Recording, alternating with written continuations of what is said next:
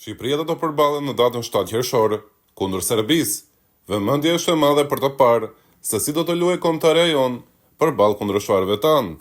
Është një ndeshje me ngarkesë të madhe emocionale, por njëkohësisht edhe një ndeshje e cila do të përcaktojë qartë ekipin që do të shkojë më larg në këtë grup, vendin e dytë të këtij grupi që do të ketë mundësinë deri në fund për të shkuar në botëror. Për këtë arsye, fitoria është e detyrueshme, është e vetme mënyrë për të arritur në vendin e dytë.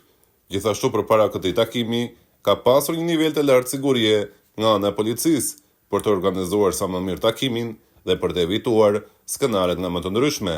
Por nëse i futemi fushës së blertë, cilët janë lojtarët e Shqipërisë që kanë karakterin shpërthyes dhe janë emocional, çfarë duelësh të ashpra mund të presin në fushë dhe cilët janë emrat e lojtarëve të cilët nuk do të ngurojnë për të përballur edhe fizikisht me serbët.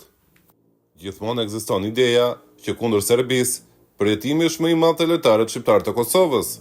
Por sipas nesh, përjetimin më të madh në fushë dhe koha do ta dëshmoj, do ta ketë Mario Mitaj, atë dashuria dhe patriotizmi i tij, bashkuar me nervat shpeshherë të papërmbajtshme, e bëjnë Mario Mitajn si lojtarin e parë që pritet të jetë më shpërthyes sa herë që lojtarët serb të provokojnë futbollistët tanë.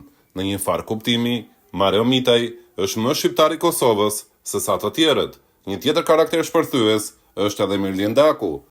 Por duke ditur ngarkesën emocionale dhe faktin se provokohet lehtë nga kundërshtarët, është e sigurt se ky sulmues nuk do ta nisë si titullar, ndërsa në diskutim janë edhe minutat për të. Ylber Ramadani është një tjetër lojtar që ka karakter të fortë dhe do të djersi shumë për ndeshjen me Serbinë. Një njeri i ftohtë, por kundër Serbisë do të jetë me kokën e nxehtë. Pa haruar edhe Ardian Ismailin, një karakter që do të përplaset me futbollistët kundërshtar. Kazim Laçi dhe Yasir Hasani mbyllin këtë listë lojtarëve, të cilët do të jenë aty për të krijuar bazën e vjetër të Shqipërisë së Beogradit, që do t'i përgjigjet Serbisë në të gjitha mënyrat në fushën e blertë, pavarësisht fizikut apo shtatlarësisë së kundërshtarit.